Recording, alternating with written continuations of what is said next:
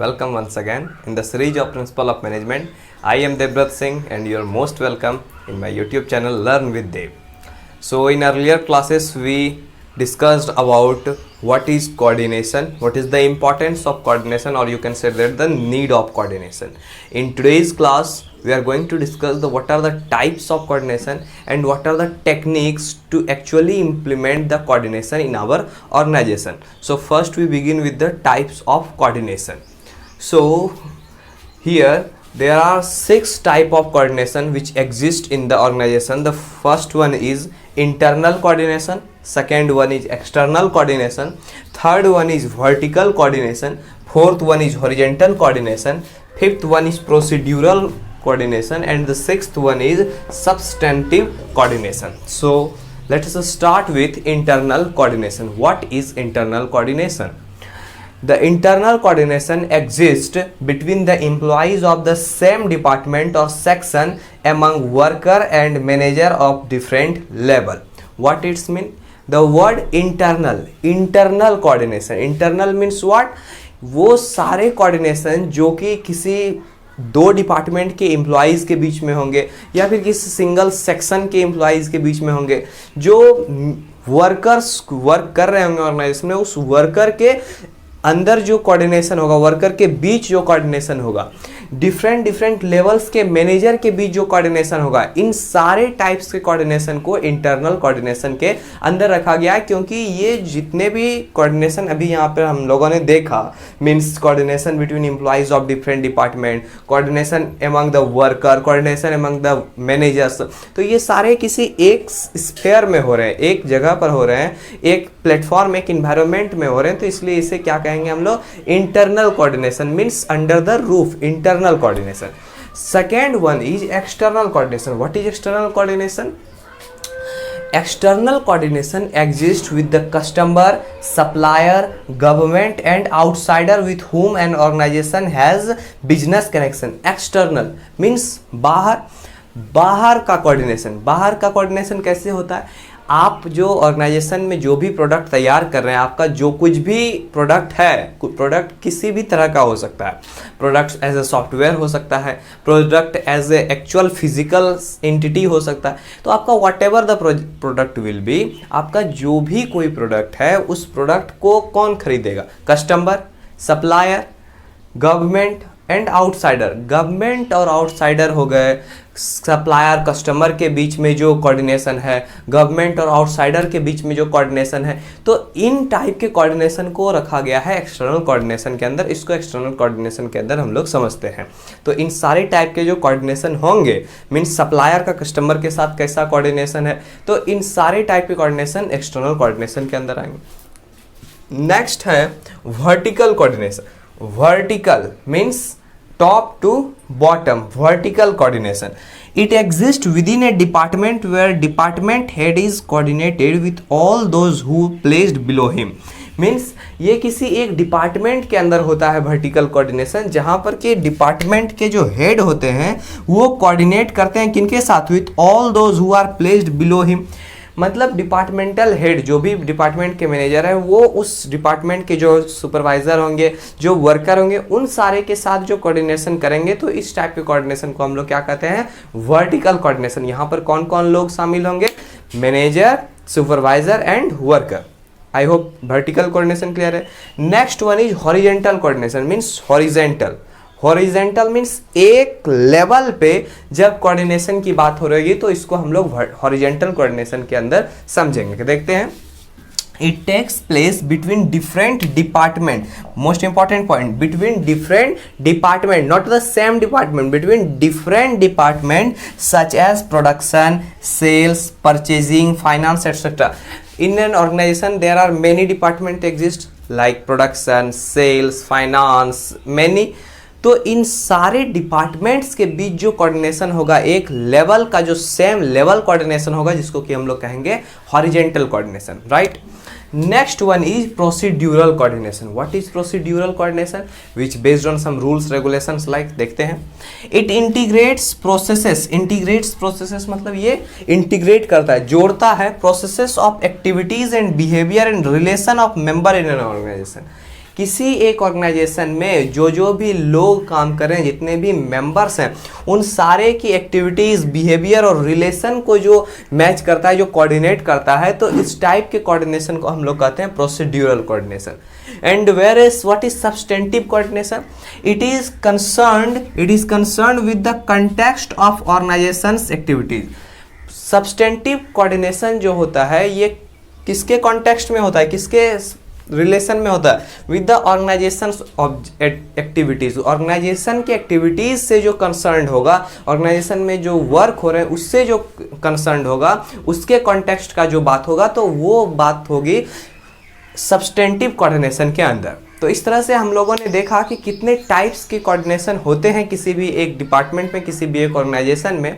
अब इसको समझने के बाद जितने भी टाइप्स ऑफ कोऑर्डिनेशन हैं, अब इस टाइप्स का इम्प्लीमेंटेशन कहाँ करेंगे, means what are the techniques to implement the following types of coordination. तो अब हम लोग पढ़ने वाले हैं टेक्निक्स ऑफ कोऑर्डिनेशन. तब तक के लिए pause the video to note down all the types of coordination.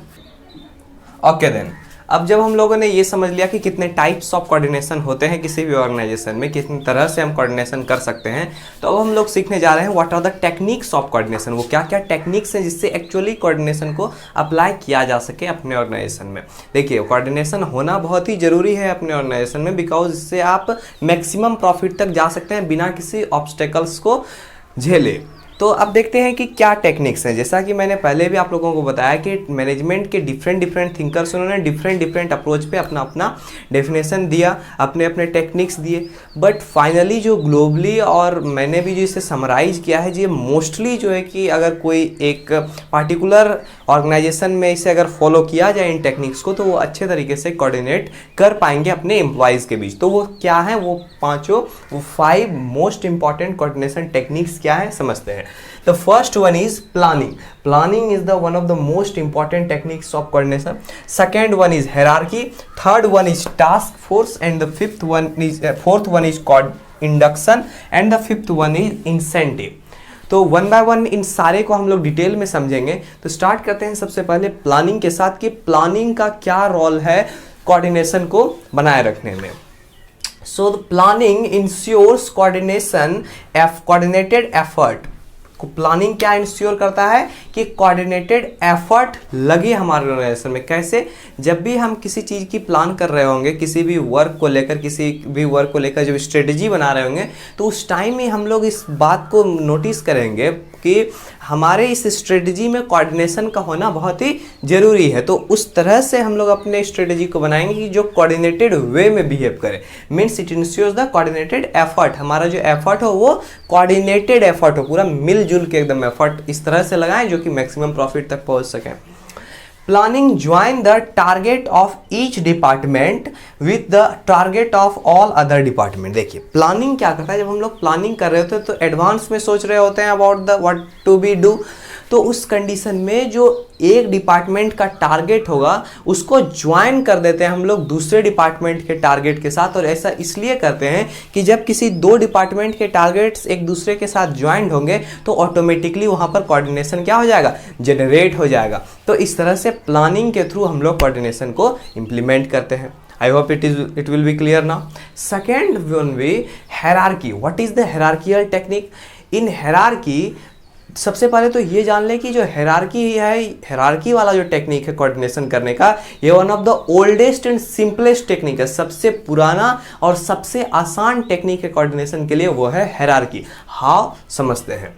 Bye putting interdependent unit. Most important, bye putting interdependent unit, मतलब एक यूनिट पर दूसरा यूनिट जो डिपेंड कर रहा हो. तो इंटरडिपेंडेंट मतलब कोई दो डिपार्टमेंट है, वो दोनों एक दूसरे पर डिपेंडेंट है. जैसे sales and purchase, sales and distribution, इस तरह के जो डिपार्टमेंट है. By putting interdependent unit under one boss. एक बॉस के अंदर दो इंटरडिपेंडेंट यूनिट को प्लेस कर देना. मतलब कि कोई एक मैनेजर होगा और उसके अंडर में दो वैसे डिपार्टमेंट होंगे जो इंटरडिपेंडेंट होंगे.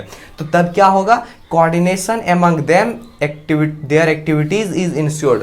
तो तब जो एक बॉस मीन्स एक मैनेजर उस दोनों डिपार्टमेंट दोनों यूनिट के वर्क को जब देखेगा तो उसमें क्या जनरेट करवाने की कोशिश करेगा, कोऑर्डिनेशन को। तो इस तरह से जो है कि कोऑर्डिनेशन वहाँ पर इंश्योर हो जाएगा।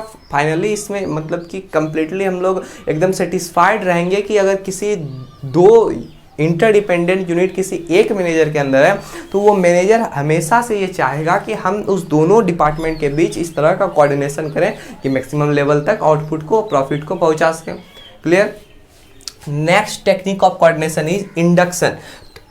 So before induction there are task force। तो next technique of coordination is task force। What is task force? आप लोगों ने इसे task force अपने शहरों में सुना भी होगा कि हमारे शहर में टास्क फोर्स है। What is task force? Task force are generally force, but किसी पार्टिकुलर टास्क को लेकर उन सारे को अगर ज्वाइन कर दिए, ग्रुप बना दिए, तो उसको कहते हैं हम लोग टास्क फोर्स। मतलब किसी टास्क ओरिएंटेड मीन्स जब तक वो टास्क रहेगा तभी तक वो ग्रुप बना रहेगा। Task over group is over, समझते हैं।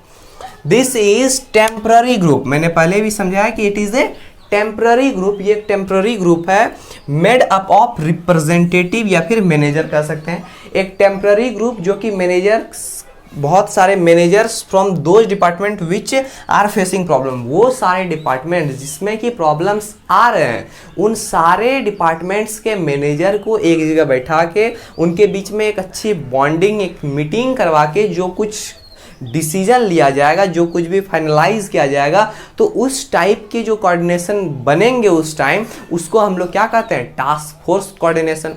It is this technique is known as task force technique. Clear है। Next one is induction. What is induction? Inducting the new employee with the organisation's environment means what? Inducting the new employee, here the induction technique is implied on new employee. Inducting the new employee with the organization's environment. What is organization's environment? Organisation के environment से क्या समझते हैं? Means उस जो new employ आया है उसको ऑर्गेनाइजेशन के रूल्स, ऑर्गेनाइजेशन के रेगुलेशन, ऑर्गेनाइजेशन के प्रोसीजर्स, बिलीफ्स, इन सारी चीज़ों के बारे में बताना इज कॉल्ड इंडक्शन। एंड ऐसा क्यों करेंगे? To increase the coordination among them. अब अगर उस न्यू एम्प्लॉय को पता होगा कि हमारे ऑर्गेनाइजेशन की क्या रूल्स हैं, क्या रेगुलेशंस हैं, क्या बिलीफ्स हैं, क्या प्रोसीजर्स हैं, क्या पॉलिसीज हैं, अगर इन सारी बातों से वो अच्छी तरह से फेमिलियर होगा तो वो अच्छे तरीके से क्या करेगा, कोऑर्डिनेट कर पाएगा ऑर्गेनाइजेशन के लिए। क्लियर है। Last but not the least, incentive, one of the most important. Why? Because providing interdependent with an incentive to collaborate such as profit sharing plan। Incentive क्या होता है? कुछ बोनस टाइप को हम लोग इंसेंटिव के तौर पे समझ सकते हैं। इंसेंटिव मीन्स मनी गिविंग या फिर शेयरिंग प्लान। अब यहाँ पर मनी से रिलेटेड है ये इंसेंटिव की बात। कैसे कि यहाँ पर क्या होता है कि इंसेंटिव दिया जाता है such as profit sharing plan, एक प्रॉफिट शेयरिंग प्लान के तौर पे। What is profit sharing plan? किसी फर्म में जो फर्म बहुत ही रैपिडली ग्रो करना चाहते हैं, बहुत कम टाइम में ज़्यादा ग्रोथ जो चाहते हैं, प्रॉफिट थोड़ा कम हो मतलब बट ग्रो बहुत ज़्यादा हो, तो इसके लिए वो लोग क्या करते हैं, एक प्लान को अपने ऑर्गेनाइजेशन में फॉलो करते हैं जिसे कहते हैं profit sharing plan. Means what? कि आपके ऑर्गेनाइजेशन में जितने भी प्रॉफिट होगी 1 ईयर में, लाइक 1 करोड़ आपके ऑर्गेनाइजेशन में प्रॉफिट हो रही है, तो 1 करोड़ प्रॉफिट अगर हो रहा है तो आपके ऑर्गेनाइजेशन में जितने भी एम्प्लॉई हैं उस सारे एम्प्लॉइज के बीच में इक्वल जो है कि प्रॉफिट का sharing is called the profit sharing plan. या फिर आप ऐसे कह सकते हैं कि 40% एज ए ऑनर हम रख लिए और बाकी के 60% जो भी प्रॉफिट है मीन 60 लाख, वो 60 लाख को पूरे जितने भी एम्प्लॉय हैं उन सारे के बीच में इक्वली जो है कि डिस्ट्रीब्यूट कर देना। That is called profit sharing plan. ऐसा इसलिए करते हैं लोग, या फिर ऐसा इसलिए करते हैं जो सीईओ रहते हैं, जो ऑनर होते हैं कंपनी के, क्योंकि उनका ये मानना होता है कि अगर इस प्लान को हम लोग लागू करेंगे तो जो एम्प्लॉय वर्क कर रहा है, अगर वो आज उसको अगर 60 एम्प्लॉय हैं और 60 लाख बटा सारे एम्प्लॉयज़ के बीच में मतलब 1 लाख, तो वो सारे एम्प्लॉयज़ ये कोशिश में रहेंगे कि नेक्स्ट ईयर ये जो है कि इस 60 लाख के प्रॉफिट को कितना प्रॉफिट में चेंज कर दें, 1,20,000 मतलब 1,20,00,000 में। अगर 1,20,00,000 में नेक्स्ट ईयर ये प्रॉफिट चेंज हो जाएगा तो अब सारे एम्प्लॉयज़ को कितना मिलेगा प्रॉफिट, जो इक्वल शेयरिंग होता है तो 2 लाख सैलरी के तौर पे मिलेगा। तो इस तरह से जो सैलरी है उनकी एम्प्लॉयज़ की, वो सैलरी किस पे डिपेंडेंट है, वो जितना ज़्यादा काम कर रहे हैं उतनी ज़्यादा उनको सैलरी मिल रही है। तो इस तरह से वो कुछ ज़्यादा ही मोटिवेट हो जाएंगे काम को लेकर।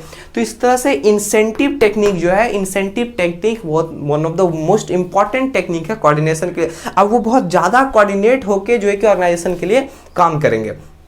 आई होप आपको आज के इस सेशन में टाइप्स ऑफ कोऑर्डिनेशन अच्छे से क्लियर हो गया होगा, और उसके बाद जो टेक्निक्स ऑफ कोऑर्डिनेशन है वो भी अच्छे से आप लोगों ने समझ लिया होगा।